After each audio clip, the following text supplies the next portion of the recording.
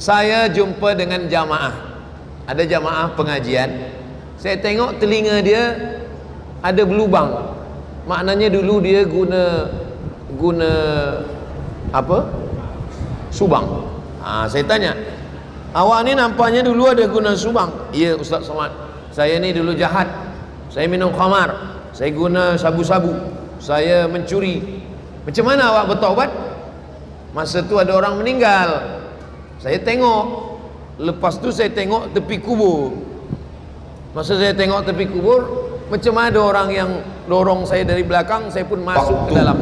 Maka pertama kali ditanya nanti di padang mahsyar ketika kita menghadap Allah Subhanahu wa taala, kata Allah taala, an umrihi fima afnah. Umur, usia, hari, masa, bulan, pekan, tahun, waktu.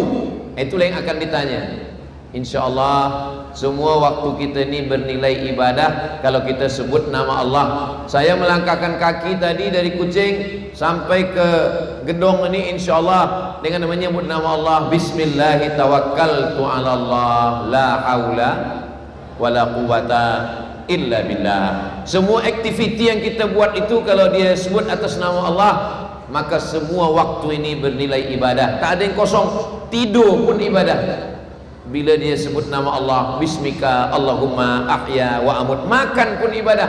Ketika dia sebut nama Allah, Allahumma barik lana fima razaqtana wa qina adzabannar. Adapun dosa-dosa kita yang lampau yang lalu, mudah-mudahan Allah mengampunkan semua dosa kita yang lampau yang lalu insyaallah. Amin ya rabbal alamin. Astaghfirullahalazim, astaghfirullahalazim alladzi la ilaha illa huwal hayyul qayyum wa atubu ilaih. Allahumma anta rabbi la ilaha illa anta khalaqtani wa ana 'abduka wa ana 'ala 'ahdika wa wa'dika mastata'tu. A'udzu bika min syarri ma sana'tu.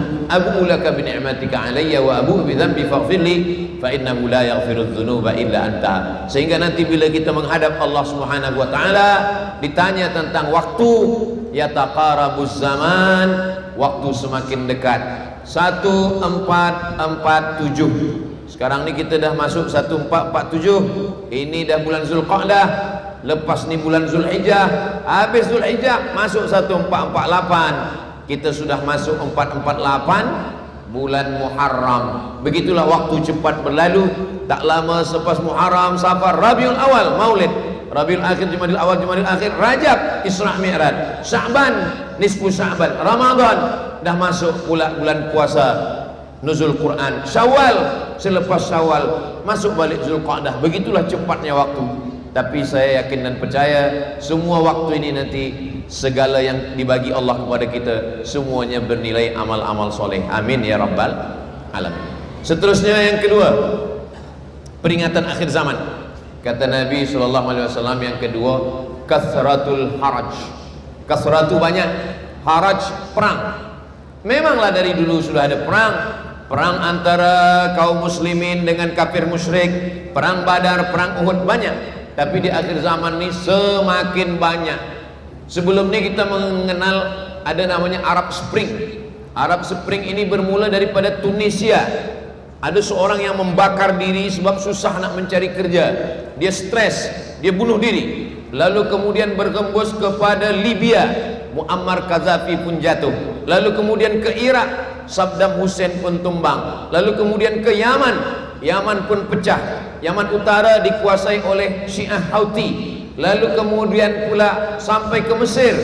Di Mesir jatuh Mursi, naik As-Sisi 2011. Lalu kemudian pula dunia terus puncanya sekarang ini ketika Donald Trump ingin menguasai Iran, lalu kemudian Iran melawan. Mudah-mudahan Allah menjaga negeri kita tetap aman, damai, selamat, baldatun thayyibatun wa rabbun ghafur. Maka dalam sembahyang jangan pernah lupa, Nabi pernah mengajarkan sahabat Nabi membaca doa kunut nazilah selama 1 bulan. Doa kunut itu terbagi kepada 3. Yang pertama kunut witir, itu yang kita baca dalam mazhab Syafi'i, kunut witir malam 15 hingga akhir Ramadan. Yang kedua kunut subuh, kunut subuh dalam mazhab Syafi'i dalam sembahyang subuh. Yang ketiga adalah kunut nazilah. Jadi kalau di masjid ada baca kunut, di antara doa yang dimintakan pada Allah, Allahumma dafa'anal ghala wal waba wal fahsya wal riba waz zina wal munkar. Jauhkan negeri kami, kampung kami, tempat kami mencari nafkah, tempat kami hidup dari malapetaka, bencana, musibah, zina, LGBT, perbuatan keji, perbuatan mungkar, peperangan. Karena memang itu fitnah akhir zaman yang luar biasa. Maka kalau kita tetap berpegang kepada tali Allah, masjid-masjid kita ramaikan dengan solat berjamaah, anak-anak kita nasihatkan untuk membaca Al-Quran, berzikir, menolak bala, bersedekah, menjaga anak yatim, fakir miskin. Maka itulah di antara yang menyebabkan dijaga Allah suatu negeri. Apa kata Allah dalam Al-Quran? Wa ma kana Allahu liyu'adzibahum wa anta fihim. Allah tidak akan menurunkan azab selama ada Muhammad sallallahu alaihi wasallam. Nabi Muhammad dah tak ada. Nabi Muhammad sudah meninggal dunia. Sudah 1447 tahun lampau. Kenapa Allah tidak turunkan azab? Wa ma kana Allahu mu'adzibahum wa hum yastaghfirun. Allah tidak menurunkan azab kalau mereka mau beristighfar. Jadi di antara yang menahan azab Allah tiada terjadinya peperangan, pertumpahan darah, itu diantaranya adalah istighfar. Sependek-pendek istighfar astaghfirullah, agak panjang astaghfirullahalazim, yang lebih panjang astaghfirullahalazim alladzi la ilaha illa huwal hayyul qayyum wa atubu ilaih. Itulah maka tadi selepas sembahyang maghrib, sembahyang isya di Masjid Al-Kautsar, kita beristighfar, minta ampun. Istighfar bukan hanya setakat minta ampun segala dosa. Istighfar adalah wa ma kana Allahu mu'adzibahum wa hum yastaghfirun. Allah tidak akan menurunkan azab selama masih mau beristighfar. Mudah-mudahan Allah bisa menjaga gedung ini, dijauhkan dari segala peperangan, dijauhkan dari segala masalah, diberikan Allah kebaikan, diturunkan Allah rahmat kepada kita semua insyaallah. Majtama'a qaumun, sekelompok orang berkumpul malam ni, sekelompok manusia berkumpul. Yadhkurunallah, mereka berzikir mengingat Allah. Program kita malam ni tazkirah, tapi sebenarnya tazkirah itu zikir. Sebab dimulai dengan doa, dimulai dengan salam, dimulai dengan salawat, dimulai dengan alhamdulillah. Maka dia majlis kita ni sebenarnya majlis zikir. Walaupun majlis tazkirah, tapi yang saya bacakan ni ayat-ayat, yang saya bacakan ni hadis-hadis. Suara saya macam mana? Jelas? Alhamdulillah. Yang kita baca ni ayat-ayat Allah, yang saya sampaikan ni hadis-hadis Rasulullah. Maka majlis kita adalah majlis zikir. Kata Nabi, majtama'a qaumun, sekelompok manusia berkumpul, yadhkurunallah, mereka berzikir mengingat Allah, nazalat alaihimus sakinah, turun sakinah, ketenangan ke dalam hati. Wasyat bihimur rahmah, mereka diliputi rahmat kasih sayang Allah. Hafat bihimul malaikah, malaikat-malaikat turun membawakan rahmat kasih sayang Allah. Wa dzakarahumullahu fiman indah, mereka dibangga-banggakan Allah Ta'ala kepada para malaikat. Dulu ketika Allah akan menciptakan manusia, malaikat ni komplain. Apa kata malaikat? Ataj'alu fiha, untuk apa engkau ciptakan mereka? Wa yufsidu fiha, mereka hanya akan membuat kerosakan, memotong kayu, membakar hutan, merosak alam, membunuh, berperang. Ataj'alu fiha ma yufsidu fiha wa yasfiku dima wa nahnu nusabbihu bihamdika wa nuqaddisu lak. Kami bertasbih, kami mensucikan engkau ya Allah. Apa kata Allah Ta'ala menjawab? Inni a'lamu ma la ta'lamun, aku lebih tahu dan kamu tidak tahu. Rupa-rupanya itulah rahsia kenapa Allah ciptakan kita.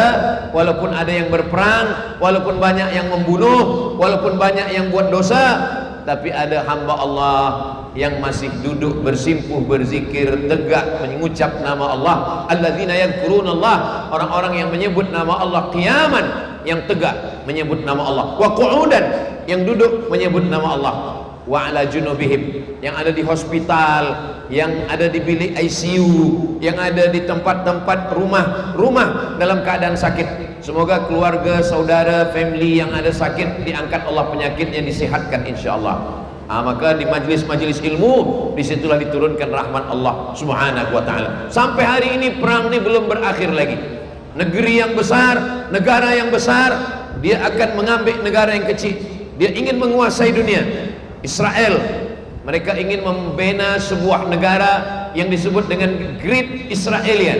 Great maknanya yang sangat besar, dari sungai Nil hingga ke sungai Efrat. Kalau kita tengok itu simbol Israel, di atas tuh ada biru, di bawah tuh ada garis biru. Biru yang ada di atas itu adalah sungai Nil di Afrika Utara, Mesir. Biru yang ada di bawah itu adalah sungai Efrat. Di tengah ada bintang segi 6. Itu adalah simbol kerajaan King David. Mereka sebenarnya ingin membuat suatu negara dari Afrika Utara, Mesir, hingga sampai ke Asia, sungai Efrat yang ada di Irak. Itulah yang ingin mereka kuasai. Mereka ingin membuat sebuah negeri yang besar, dan selain daripada Yahudi disebut dengan Ghaib. Ghaib adalah keledai tunggangan, dan mereka menantikan Mesias yang akan turun di akhir zaman menurut mereka, dan kita pun meyakini itu. Makanya sebelum salam kita minta supaya diselamatkan 5. Allahumma inni a'udzubika min adzabi jahannam wa min adzabil qabri wa min fitnatil mahya wal mamat wa min syarri fitnatil masihid dajjal.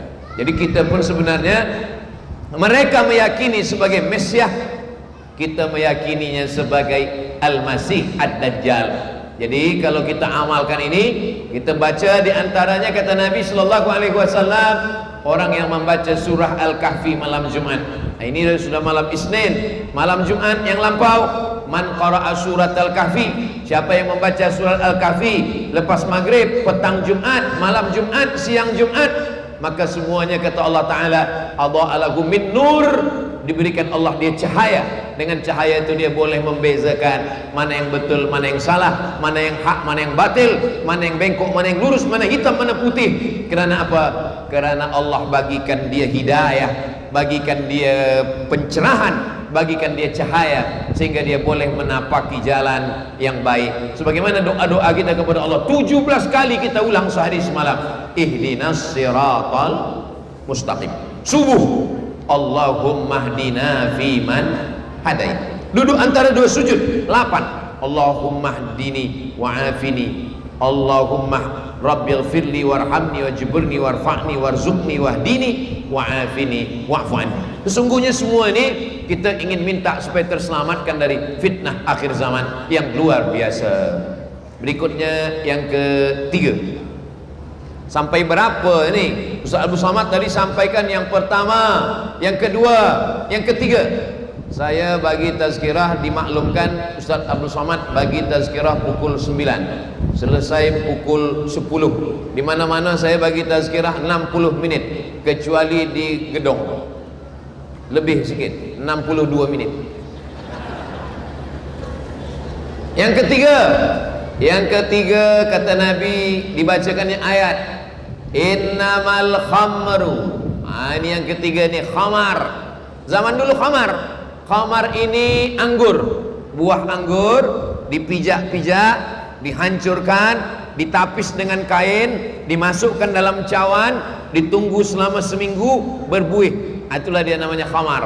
Tapi sekarang akhir zaman nih tidak hanya khamar, narkotik, sabu-sabu, banyak lagi alat yang dibuat oleh manusia.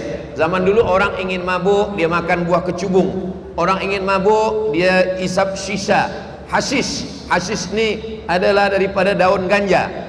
Zaman dulu daun atau buah. Zaman sekarang ini daun, buah, cecair. Zaman dulu begitu. Tapi dengan zaman sekarang ini semakin banyak dari berbagai negara masuk, walaupun hukuman mati. Sesiapa saja yang membawa narkotika ini dihukum mati, ditembak. Saya menengok dengan dengan mata saya ketika saya sedang berangkat haji ke Makkah Al-Mukarramah. Masa itu saya dari Maghribi, lalu kemudian saya pergi ke Masjid Qisas di Jeddah. Saya nak cari nomor telefon bimbit di Jeddah. Rupa-rupanya saya tengok di depan masjid ni ada bomba. Saya tengok pula ada ambulan. Rupa-rupanya mereka akan memancung kepala. 3 orang kepala dipancung. Pembawa narkotik ditangkap oleh polis di airport Jeddah, King Abdul Aziz Airport. Lalu kemudian didudukkan, dipancung kepalanya. Dipotong kepala yang pertama, dipotong kepala yang kedua, dipotong kepala yang ketiga, bersimbah darah. Setelah itu datang orang menyemburkan air, membersihkan darah-darah. Selepas itu dimasukkan jenazah ke dalam kereta, dibawa, dikuburkan. Begitulah hukuman. Tapi sungguh pun begitu, tetap juga tak ada orang berhenti. Orang tak ada takut sedikit pun. Kenapa? Karena fitnah akhir zaman. Allah jaga anak kita, Allah jaga Gedong, Allah jaga Sarawak, Allah jaga Malaysia, Allah jaga semua negeri-negeri kaum muslimin daripada musibah yang luar biasa ini. Ada satu tempat di Amerika, dikirimkan videonya, manusia dah macam zombie. Jadi sebenarnya zombie itu bukan hantu, bukan setan, bukan jin, tapi orang yang terkena narkotik. Dia hidup bernyawa, dia bergerak, tapi fikiran sudah tak ada lagi. Jadi di situ manusia dah macam zombie. Dan sekarang kita tengok filem budak-budak pun ditunjukkan zombie ni dah merata-rata ke mana-mana. Begitu. Manakala kita sebut cerita zombie, kopi dan teh manis pun datang. Ini manusia sudah di akhir zaman ni mabuk, rosak pikiran. Islam ini datang untuk menjaga 5. Yang pertama, menjaga akal, itu maka khamar haram. Yang kedua, menjaga nyawa, itu maka tak boleh membunuh. Yang ketiga, menjaga agama, maka orang tak boleh merosakkan agama. Yang keempat, menjaga harta, maka tak boleh mencuri. Yang kelima, menjaga kehormatan harga diri, tak boleh merogol, maaf cakap, tak boleh merosakkan kehormatan manusia. Islam ni datang menjaga 5. Hifzuddin, menjaga agama, menjaga akal fikiran, maka tak boleh. Orang yang kena khamar, maka akal fikirannya rosak. Walaupun badan dia sehat, walaupun umur dia muda, tapi akal dia sudah dirosakkan. Segala yang ada di kepalanya ini sudah rosak. Tak boleh lagi membezakan mana yang hak, mana yang batil, mana yang bengkok, mana yang lurus. Tak lagi dia dapat membedakan mana kawan, mana lawan. Ada seseorang, dia disuruh memilih antara 3: membunuh, berzina, atau minum khamar. Dia fikir-fikir kalau membunuh ni dosanya besar, jangan membunuh. Oh, kalau begitu berzina. Berzina ni pun dosanya besar, merosakkan orang, lahir anak haram, mohon maaf, na'udzubillah. Yang paling ringan adalah minum khamar. Maka dia cuba minum khamar. Begitu dia minum khamar, akalnya hilang. Selepas itu dia berzina, mohon maaf, selepas berzina datang rasa takut sebab ada yang menengok, dia pun membunuh. Kunci segala dosa adalah khamar. Maka kata Nabi SAW, dia bacakan ayat ini, innamal khamru. Maka malam ini yang kita kajikan, yang pertama, yataqarrabuz zaman, waktu semakin mendekat, waktu makin pendek. Yang kedua adalah kasratul haraj, banyak peperangan. Yang ketiga adalah khamar. Yang keempat, innamal khamru wal maisir, judi. Zaman dulu judi ini, orang kalau nak membeli kain, dia ambil batu, dia lemparkan batu. Saya beli kain, mana kain yang kena batu itulah yang saya bayar. Dia ambil batu, dia lemparkan pada kain. Maka Allah haramkan jual beli begini, karena kalau yang dia lempar kain yang elok, yang rugi yang penjual. Sebab dia bayar murah, kain elok dapat. Kalau dia lempar kain, dapat kain belacu, yang untung yang menjual. Sebab dia bayar sama dengan harga kain sutra. Maka Islam melarang judi. Maka dalam Islam dilarang. Zaman dulu orang kalau ingin main judi, dia mesti pergi ke satu tempat untuk berjudi. Dia mesti ada berdua bertiga berjudi. Sekarang tak perlu lagi. Dia ambil handphone, dia buka judi online. Zaman dulu dia mesti pinjam duit orang untuk modal judi. Sekarang tak perlu pinjam. Dia buka handphone, minjam online. Dah dapat duit untuk buat apa? Untuk buat maksiat, semuanya online. Judinya online, beli khamar dengan online, mabuk online, game online, tapi nerakanya offline. Jadi kalau kita selamatkan anak-anak kita, sebagai seorang ayah, sebagai seorang bapa, dia akan diminta tanggung jawab di hadapan Allah Subhanahu wa taala. Ya ayyuhalladzina amanu, hai orang-orang beriman, ku anfusakum, jaga dirimu, wa ahlikum, dan keluargamu, istri, anak, nara. Saya sebagai seorang yang belajar agama, menyampaikan ayat-ayat. Saya berterima kasih kepada Datuk, kepada Datin, kepada YB yang sudah memberikan kesempatan untuk menyampaikan, sebab nanti saya akan diminta tanggungjawab di hadapan Allah Subhanahu wa taala. Innal insan, semua manusia ni lafi khusri, rugi. Yang untung siapa? Illal ladzina amanu, kecuali orang yang beriman, wa amilus solihati, dan beramal soleh. Dalam Islam, orang tidak hanya masuk surga kerana amalnya sendiri. Orang Islam tak boleh masuk surga bersendirian. Dia mesti mengajak orang lain. Wa tawasau bil haq wa tawasau bis sabr. Jadi malam ini wa tawasau bil haq wa tawasau bis sabr. Kalau ada tuan-puan yang tak boleh bercakap, tak hafaz ayat, tak boleh menyampaikan tazkirah, tak perlu. Kita duduk dengar baik-baik, kita boleh share. Apa yang saya sampaikan malam ini, insya-Allah ada 7 yang ingin saya sampaikan. Kalau boleh diingat-ingat, kalau tak boleh ingat, share saja videonya. Insya-Allah akan diupload di channel Ustaz Abdul Somad Official. Subscribe, like, share and comment. Pahalanya sama, tapi dengan mendengarkan dengan baik, diingat dengan baik, diamalkan dengan baik. Wa tawasau bil haq wa tawasau bis sabr. Yataqarabuz zaman, waktu semakin dekat, banyak yang menyibukkan kita. Kasratul haraj, banyak perang. Innamal khamru, khamar, wal maisir, judi. Yang kelima, wal ansab. Wal ansab, menyembelih binatang. Disembelih kambing, tapi bukan atas nama Allah. Disembelih kambing untuk berhala, haram dimakan.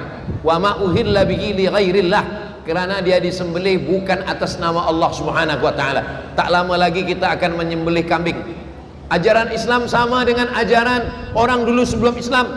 Zaman dulu ada orang menyembelih dan dia juga menyembelih, memotong. Oh, beza. Zaman dulu disembelih itu untuk dibagikan kepada jin. Jin-jin yang ada tu dibagi dia kepala kambing, dibagi dia darah. Sedangkan dalam Islam kita menyembelihnya atas nama Allah. Nanti tak lama lagi Zulhijjah kita akan sembelih kambing, kerbau, lembu, unta, menyebut nama Allah. Bismillah, Allahu Akbar. Mudah-mudahan kita semua diberikan rezeki supaya boleh berkurban tahun ini, insya-Allah. Adapun orang-orang yang menyembelih kepada selain Allah, haram dimakan dagingnya. Dan yang menyembelih itu adalah, dan hari ini kalau kita tengok di dunia masih ada lagi di zaman ini orang menyembelih bukan atas nama Allah Subhanahu wa taala. Maka ini perbuatan batil. Man ra'a minkum munkaran, sesiapa di antara kamu yang menengok kemungkaran, falyughayyirhu biyadihi, robahlah dengan tangan. Fa illam yastati' fa bi lisanihi, kalau tak sanggup dengan lisan. Fa illam yastati' fa bi qalbihi, kalau tak mampu maka dengan hati. Wa dzalika adhaful iman, itulah dia selemah-lemah iman. Berikutnya yang ke-6. Yang ke berapa? Yang ke-6. Yang ke-6 ke yang ke-5? Yang ke-6. Yang ke-6 adalah kata Nabi sallallahu alaihi wasallam, dia bacakan ayat ini, innamal khamru wal maisiru wal ansabu wal azlam. Azlam itu anak panah. Orang kalau memanah itu ada panah. Panah itu kalau dia belum dibagi bulu ayam, di pangkal panah itu ada bulu ayam. Kalau yang belum dibagi bulu ayam namanya azlam. Biasanya 3 batang. Nanti bila dia nak pergi, dia guncang. Bila dia nak pergi, pergi atau tak pergi. Bila dia guncang, dia ambil, jangan pergi. Dia tak pergi. Bila dia ambil, dia guncang, pergilah. Dia pergi. Bila dia ambil, dia tengok kosong, guncang sekali lagi. Dalam Islam ni tak boleh. Jadi kalau kita nak ada bisnes, kita jangan ambil anak panah kita guncang. Zaman sekarang mungkin dia tidak guna anak panah, tapi dia ambil kertas, dia tulis-tulis, lepas tu dia guncang-guncang. Jangan sampai urusan kita serahkan pada anak panah, kita serahkan pada kertas. Maka kita diajarkan istikharah. Usalli sunnatal istikharah raka'ataini lillahi ta'ala. Kalau ini baik untuk hidup saya, baik untuk dunia saya, baik untuk akhirat saya, maka berikanlah kemudahan ya Allah. Begitu. Zaman dulu semuanya guna anak panah. Sampai-sampai jodoh pun begitu juga. Dia tulis nama 3, mana yang ambil, itulah. Nanti bila ditanya kenapa awak nikah dengan dia, inilah kerana anak panah. Na'udzubillah. Kita menikah karena kita cinta, menikah karena suka, menikah karena memang ini akan menjadi keluarga kita sakinah, mawaddah warahmah. Begitulah yang diajarkan Islam. Islam ini tidak menggantungkan nasibnya pada burung, tidak menggantungkan nasibnya pada pokok kayu. Kalau yang dengan anak panah namanya azlam. Ada satu lagi dengan burung namanya tatoyur. Bahasa Arabnya burung toir. Sedangkan burung yang hinggap di pokok kayu dipercaya tatoyur. Dia ambil batu, dia lempar burung. Kalau burung ini terbang ke kiri, ini saya pergi. Kalau burung ini terbang ke kanan, saya tidak akan pergi. Kanan Syam, kiri Yaman. Jadi kalau dia tegak, burung ini terbang ke arah Yaman. Yaman artinya beruntung. Burung ini terbang ke arah Syam, tak baik, sial. Maka kalau dia terbang ke arah Yaman, saya pergi. Orang yang percaya kepada burung, man tatayyara falaysa minna. Siapa yang percaya dia gantungkan nasibnya kepada burung, falaysa minna, maka dia bukan umat Nabi Muhammad sallallahu alaihi wasallam. Kira-kira cakap yang saya sampaikan ini boleh difaham? Alhamdulillah, sebab saya tengok diam. Orang yang diam ni dua kemungkinan. Pertama faham, kedua mengantuk. Alhamdulillah, semuanya insyaAllah sihat walafiat. Mohon maaf bila mata saya agak begini sebab silau, kena lampu ni terang. Tapi bukan saya nak suruh padam, tak, tetap terang. Kenapa kalau Ustaz Abdul Somad bagi tazkirah mesti ada lampu terang 3 kiri 3 kanan, supaya muka saya nampak glowing. Nanti bila orang tonton dia tengok, di mana ni? Ni di gedung. Nampaknya gelap di sana.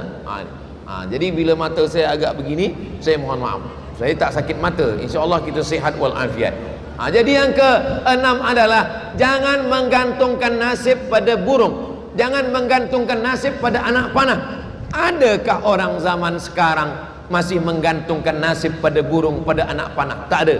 Tak ada lagi orang ambil batu dia lempar burung, tak ada. Tak ada lagi orang menggantungkan nasib pada anak panah, tak ada. Tapi bila dia bisnes, deal or no deal, pergi atau tak pergi, dia akan buka laptop, dia tanya pada www.bomoh.com.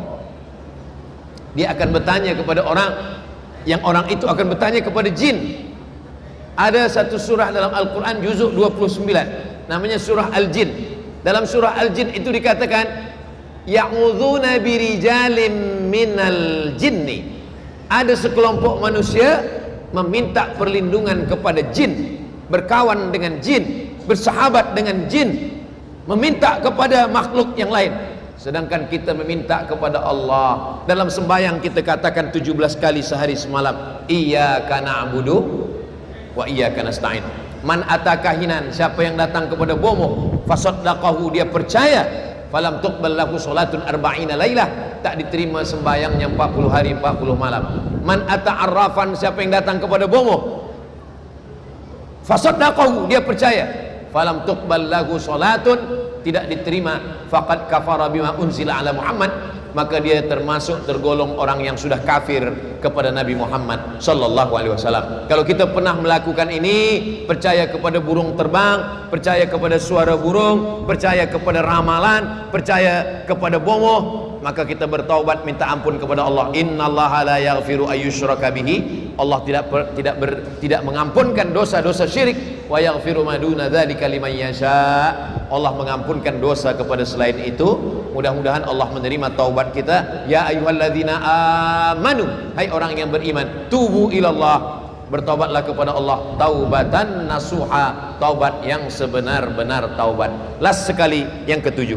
Yang ketujuh adalah, itulah yang kita baca dalam setiap kita sembahyang di ujung. Tasyahud itu sebenarnya bacaan tasyahud pendek saja. Yang pertama, tasyahud itu 4 diserahkan pada Allah. At-tahiyatul mubarakatus salawatut thayyibatulillah, 4. Selepas itu mengucapkan salam kepada Rasulullah. Assalamu alayka ayyuhan nabiyyu wa rahmatullahi wabarakatuh.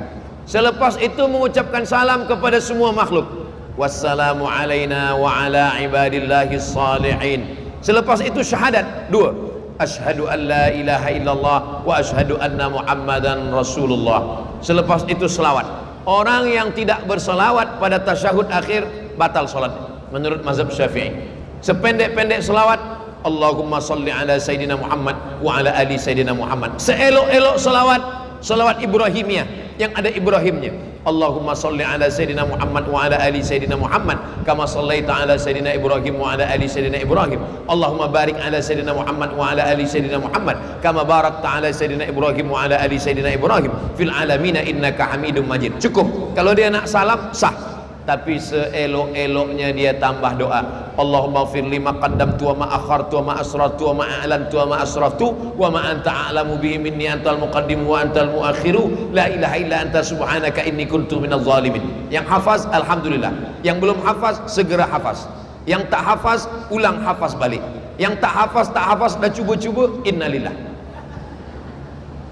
Sebelum salam minta 5, Allahumma inni a'udzubika min azabi jahannam wa min azabil qabri wa min fitnatil mahya wal mamat wa min syarri fitnatil masihid dajjal. Sebelum salam tutup satu kali lagi, Allahumma a'inni ala dzikrika wa syukrika wa husni ibadatik. Barulah dia ucapkan salam. Yang saya nak bahaskan yang kelima tadi, Allahumma inni a'udzubika min azabi jahannam wa min azabil qabri wa min fitnatil mahya wal mamat wa min syarri fitnatil masihid dajjal.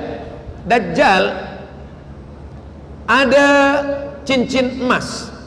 Cincin emas disebut dengan khatim zahab.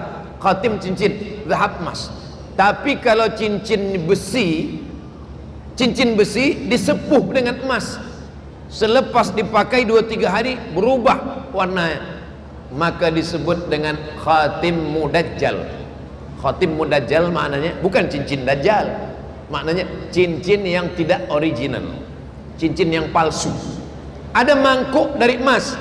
Mangkuk dari emas bahasa Arabnya wi'a zahab. Wi'a mangkuk bejana emas. Rupanya mangkuk ni bukan dari emas, dia dari tembaga, tapi dicelup dengan emas.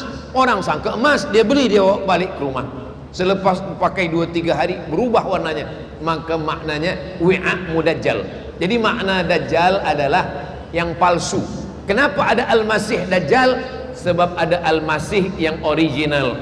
Nanti sampai di akhir zaman, orang tak boleh lagi membezakan mana al-masih dajjal, mana al-masih yang original. Sebab bentuknya sama. Ketika dia tunjuk langit, ya sama imtiri, wahai langit turunkan hujan, turun hujan.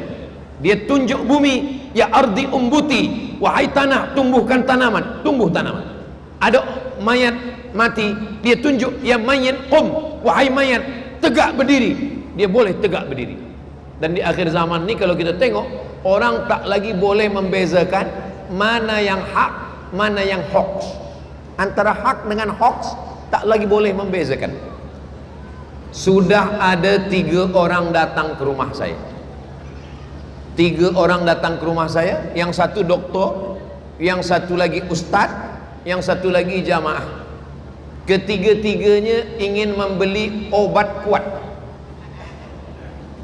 Ustaz, adakah ubat yang Ustaz jual tu kami nak beli? Kata saya tak pernah jual ubat. Dia tunjukkan videonya. Ini videonya. Ini AI. Ini AI ini namanya Abdul Somad Dajjal. Yang Abdul Somad yang original, ini dia orang. Sedangkan yang ini takkan ini bukan Ustaz Abdul Somad. Coba tengok. Orang yang mengaji dengan saya, kata saya, orang yang pernah jumpa, pasti dia boleh membezakan ini bukan Ustaz Abdul Somad. Kenapa? Karena saya tak pernah mengatakan kata-kata itu. Di akhir zaman, orang tak boleh membezakan mana yang betul. Maka jangan belajar kepada AI. AI hanya boleh mengumpulkan informasi. Informasi tentang ayat, AI tahu. Tentang hadis, dia tahu. Tapi kalau kita bertanya hukum hakam, kita mesti bertanya kepada ulama. Saya tidak mengatakan AI ini dajjal, saya pun masih guna AI juga. Tapi saya ingin mengatakan bahwa di akhir zaman orang tak boleh membezakan lagi, sebab terkabur, tersamar dia. Tapi kalau dia belajar, dia mengaji, itulah pentingnya kita mengaji, ke surau, ke masjid, bawa anak-anak solat berjamaah. Kenapa di Gedong tidak dibuat tazkirah di masjid? Malam tadi di Kampung Buntal dibuat di Masjid Darul Muttaqin. Pagi tadi di Kuching dibuat di Masjid India. Kenapa malam ini di Gedong tak dibuat di masjid? Karena di Gedong orangnya ramai. Kalau orang ramai macam ini masuk ke masjid, meletup masjid. Mudah-mudahan yang sembahyang esok subuh juga sebanyak ini insyaallah. Dilembutkan hati dengan sholawat, diselamatkan dengan bersolawat. Sallallahu ala Muhammad, sallallahu alaihi wasallam, sallallahu ala Muhammad, sallallahu alaihi wasallam. Ya Nabi salam alaika, ya Rasul salam alaika, ya Habib salam alaika, salawatullah alaika. Itu salah satu amalan untuk selamat dari Dajjal. Baca surat Al-Kahfi malam Jumat, the best, paling elok.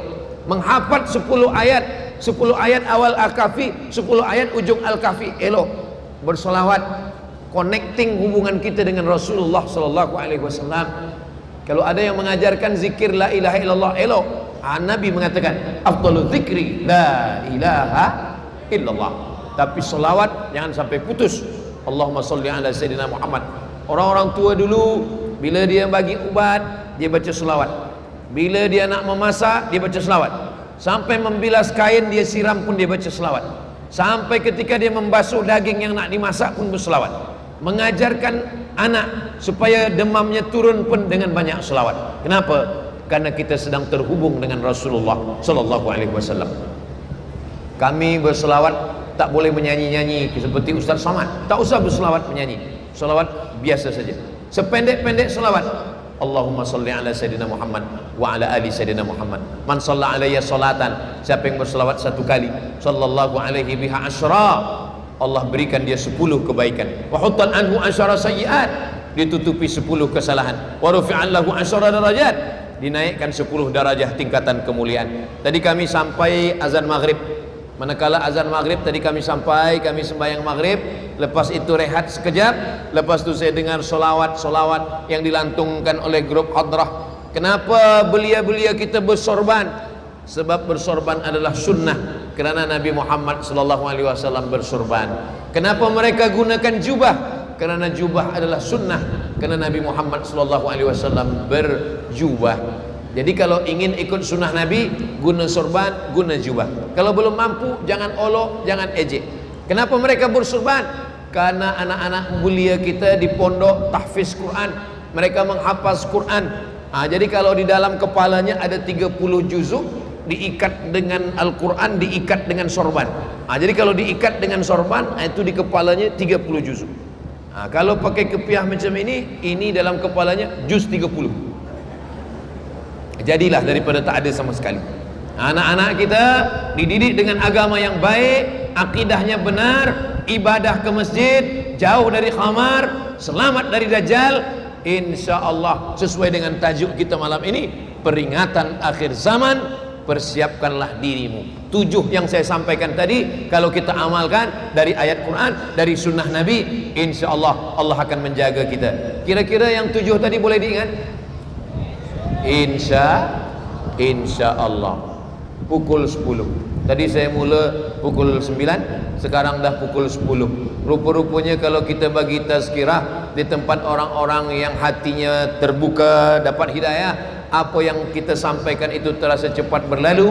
Mudah-mudahan setiap detik, setiap menit, setiap jam, setiap waktu, setiap malam, setiap hari yang diberikan Allah pada kita, nafas yang kita hembus, kedipan mata, bisikan telinga, langkah kaki, hayunan tangan, tenaga, semuanya bernilai amal soleh hendaknya insyaAllah. Silap, khilaf, salah, dosa diampunkan Allah subhanahu wa ta'ala. Macam duduk di tepi sungai, ini kita rumah, ini ada sungai, lalu kemudian kita mandi sehari 5 kali. Subuh mandi, zuhur mandi, asar mandi, maghrib mandi, isya mandi, tahajud mandi, doa mandi.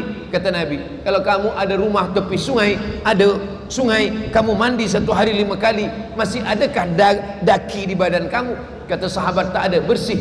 Begitulah kita bersih menghadap Allah Subhanahu wa taala. Dosa kepada Allah, tapi dosa kepada manusia kita mesti minta maaf, kita mesti minta ampun, kita mesti membayar kalau kita ada hutang. Kalau ada benda yang kita pinjam, kita balikkan. Sebab ada orang yang masuk neraka bukan kerana berzina, masuk neraka bukan kerana judi, masuk neraka bukan kerana khamar, masuk neraka karena zalim, aniaya kepada jiran, tetangga, kepada kawan, pada sahabat. Ya'ti yaumal qiyamah, dia datang pada hari kiamat, bisolatin, sembayangnya banyak, wasiyamin, puasanya banyak, wahajin, hajinya banyak, tapi rupa-rupanya qad satama haza, lidahnya kasar, cakapnya menyakiti hati. Saya selama 1 jam ini banyak juga cakap saya menyinggung perasaan. Sudikah maukah tuan-puan memaafkan saya? Alhamdulillah, lebih baik minta maaf di gedung daripada minta maaf di akhirat. Belum tentu kita jumpa. InsyaAllah kita kalaupun berjumpa di akhirat, kita jumpa di surga Jannatul Firdaus, insyaAllah. Itu yang boleh saya sampaikan. 7 peringatan akhir zaman kita amalkan, Allah selamatkan kita. Tak kita amalkan, azab tidak datang pada satu orang. Kalau ada yang minum khamar, berjudi, berzina, azab tidak datang ke rumah dia saja, semuanya akan terkena azab. La ta'murunna bil ma'ruf, ajak orang buat baik, wa la tanhauna 'anil munkar, larang orang buat munkar. La yushikanna ayab'atsallahu 'alaikum iqaban, kalau tidak dilakukan dikhawatirkan akan diturunkan Allah azab.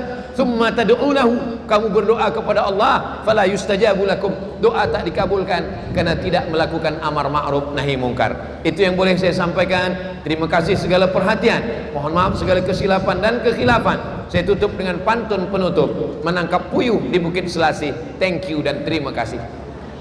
Wassalamualaikum warahmatullahi wabarakatuh. Untuk yang bertanya selesai. Dan dasar itu kita berharap penonton kita mengikuti sosial manis dan kita akan menggambar dari atas sana untuk menggambarkan tuan-tuan dan perempuan bersama dengan berceramah pada malam ini. Kalau dari segi kita yang atau yang sempat ada beberapa orang yang bersama untuk sama ibu saya selesai pada kita. Assalamualaikum Ustaz Abdul Somad. Sarawak sekarang ni begitu pesat membangun di bawah kepemimpinan Premier Abang Ju. Gedong juga menerima impak yang sama dengan pembangunan yang sedang giat dan bakal dijalankan. Dengan daerah yang bakal membangun pesat serta kemodernan akan datang, sudah tentunya tak lari dari masalah-masalah seperti rogol judi online, dadah, pil, lumba haram, curi sawit, mabuk dan sebagainya. Jadi bagaimana harus mendepani masalah tersebut, terutama Gen Z dan Gen Alpha sekarang? Dan sebagai ibu bapa, apa peran yang perlu mereka ambil untuk mendidik anak-anak mereka supaya anak-anak dengar kata-kata? Kalau negara ada sultan, ada raja, ada presiden, maka di rumah yang berkuasa adalah bapa, lelaki. Ar-rijal, lelaki. Qawwamuna 'alan nisa, lelaki yang akan memimpin perempuan, anak-anak. 1 langkah kaki lelaki di surga, tapi kalau rambut istri anak perempuan nampak, sebelah kaki dia masuk di neraka. Lelaki yang rajin baca Quran, sembahyang tak tinggal, berzikir, tak putus berselawat, tapi dia diam anaknya guna khamar, diam istrinya berjudi, diam anaknya buat dosa. As-sakitu 'anil haq syaitan akhras, kata Imam Abu Ali Ad-Daqqaq. Orang yang diam menengok kemungkaran, dia adalah setan yang bisu. Pertama ayah, yang kedua emak. Emak jangan diam, emak mesti bercakap. Selama emaknya masih bertanya, engkau jalan dengan siapa, balik pukul berapa, duit engkau guna ke mana, maka insya Allah dunia masih aman. Tapi kalau emaknya dah diam saja, ayah pun diam, Tuan Haji anaknya guna khamar, ikhlaskan pada Allah. Ini dunia sudah kiamat.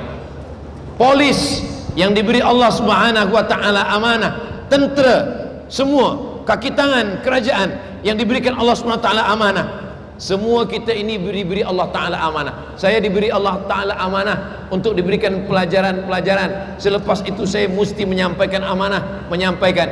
Orang yang tidak menunaikan amanah, dia akan dituntut di hadapan Allah. Lawan daripada amanah adalah khianah. Kita gunakan semua, insyaAllah Allah selamatkan anak-anak kita, insyaAllah. Amin ya rabbal alamin.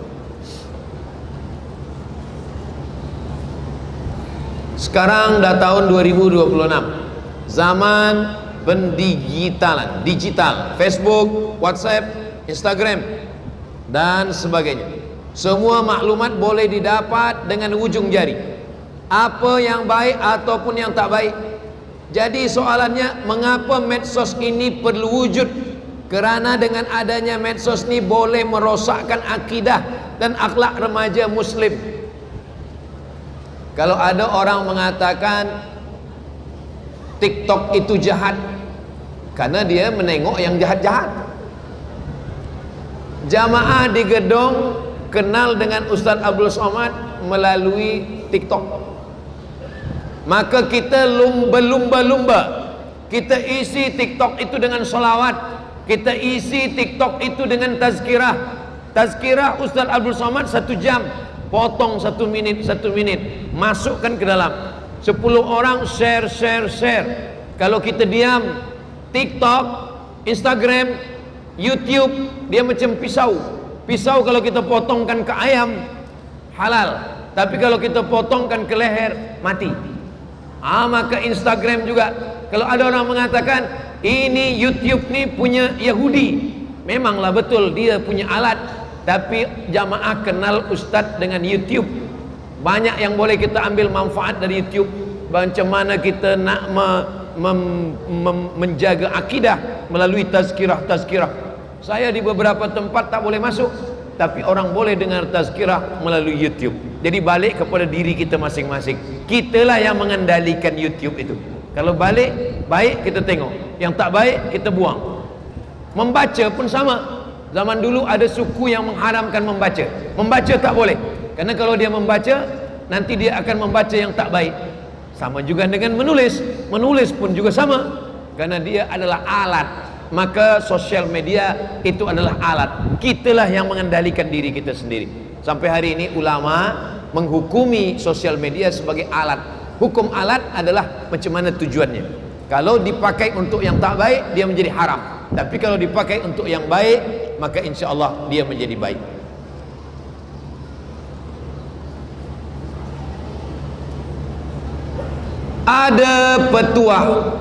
Ada petuah tak bagaimana nak istiqomah dalam mengerjakan sembahyang dan pergi ke surau? Ustaz Somad ada petuah tak supaya istiqomah sembahyang dan pergi ke surau? Saya jumpa dengan jamaah, ada jamaah pengajian. Saya tengok telinga dia ada berlubang. Maknanya dulu dia guna apa? Subang. Saya tanya, awak ni nampaknya dulu ada guna subang? Iya Ustaz Somad, saya ni dulu jahat. Saya minum khamar, saya guna sabu-sabu, saya mencuri. Macam mana awak bertaubat? Masa tu ada orang meninggal, saya tengok. Lepas tu saya tengok tepi kubur. Masa saya tengok tepi kubur, macam ada orang yang dorong saya dari belakang. Saya pun masuk ke dalam memegang. Selepas itulah saya bertaubat. Jadi petuah kita ambil ajalah petuah dia. Jadi siapa yang tak sembahyang, siapa yang tak istiqamah, nanti bila ada orang meninggal, cuba masuk ke dalam. Saya pergi ke pondok pesantren. Kiai ini sahabat saya. Di tepi lapangan padang bola sepak ada dia buat lubang. Saya tanya, Kiai ini lubang apa nih? Kata dia, budak-budak yang tak sembahyang saya masukkan ke dalam. Macam mana? Alhamdulillah sembahyang. Jadi kalau puan ada suami yang tak sembahyang, nanti saya bawakan ke situ. Nah, ini dah guna. Saya print gambar 20 inch, kasih frame. Nanti kalau puan-tuan datang ke Riau, saya tunjukkan gambarnya. Saya sedang duduk di tepi kubur, saya sedang baca talqin kubur. Ini ada orang meninggal, saya baca talqin. Idza ja'akal malakani, kalau datang Mungkar nakir bertanya kepada engkau, man rabbuka, man nabiyuka, ma qiblatuka, man imamuka, man ikhwanuka. Jawablah Allah. Itu masa saya bacakan talqin ni, ada orang ambil gambar belakang, dia kirim ke handphone saya. Saya minta print gambar, bagi frame, saya letakkan di dinding. Saya buat di situ, hai Abdul Somad, hanya amal sajalah yang akan menolong engkau. Jadi saya pun untuk membuat diri saya istiqamah, kadang orang tak nasihatkan saya. Saya datang kepada Habib, saya datang kepada Ustaz, Tuan Guru, bagilah saya nasihat. Mereka tak bagi saya nasihat. Yang menasihati saya adalah liang lahat, liang kubur. Dulu di handphone saya pun saya pasang gambar liang lahat. Jadi kalau saya lupa, saya tengok liang lahat, saya ingat. Tapi sekarang dah saya ubah. Sebab pernah satu malam pukul 2 saya drive balik ke rumah, saya tengok, saya takut sendiri. Tapi eloklah mengingatkan. Ini diambil dari ayat Al-Quran, alhaakumut takasur hatta zurtumul. Kata mak saya, kau nanti ingat mati sehari 5 kali. Kalau kau ingat mati sehari 5 kali. Berzikir itu ingat seakan-akan kita dimandikan. Berzikir itu kita ingat nanti jenazah kita dimandikan. Kita pejam mata bayangkan jenazah kita dimandikan, jenazah kita dipakaikan kafan, jenazah kita diletakkan, jenazah kita dimasukkan tanah. Namanya Rabitatul Qabr. Dalam tariqah Naqsyabandiyah, Rabitatul Qabr, mengikatkan hati dengan kubur. Ingatkan bahwa kita akan mati menghadap Allah Subhanahu wa ta'ala. Last sekali, betul ke kalau kita solat kat rumah pahala dia 1, tapi kalau kat masjid 27? Itu bukan kata ustaz, itu hadis Nabi. Salatul jamaati, solat berjamaah, tafdulu salat al-fadhi, lebih utama daripada solat bersendirian, bisa 27 darajah, 27 darjah.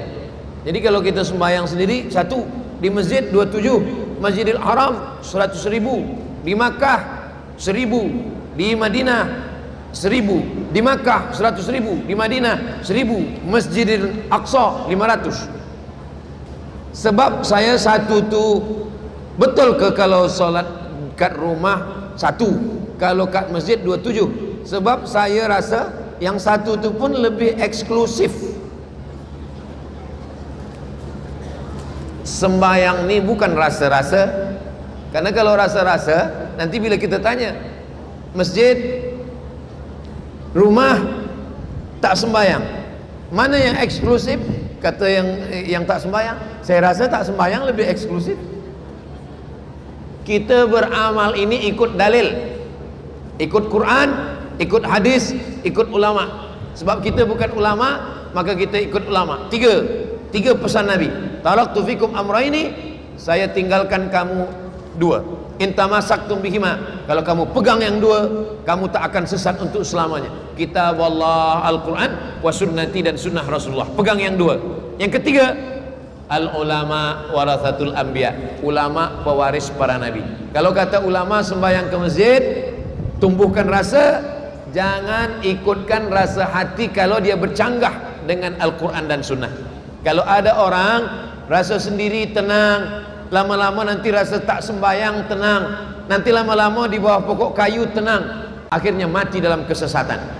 Sembayang ke masjid, sembayang berjamaah, sembayang ikut para ulama, insya Allah Allah selamatkan kita tersesat daripada yang tidak benar menurut Al-Quran dan sunnah Rasulullah Sallallahu Alaihi Wasallam. Itulah yang boleh saya sampaikan. Terima kasih segala perhatian, mohon maaf segala kesilapan dan kekhilafan. Kita tutup dengan membaca doa kafaratul majlis. Subhanakallahumma wa bihamdika asyhadu an la ilaha illa anta astaghfiruka wa atubu ilaik. Wa sallallahu ala sayyidina Muhammad wa ala alihi wa sahbihi wasallam. Walhamdulillahi rabbil alamin. Wassalamualaikum warahmatullahi wabarakatuh. Waalaikumsalam, dan majelis menyampaikan penghargaan dan terima kasih di atas ceramah yang disampaikan oleh Ustaz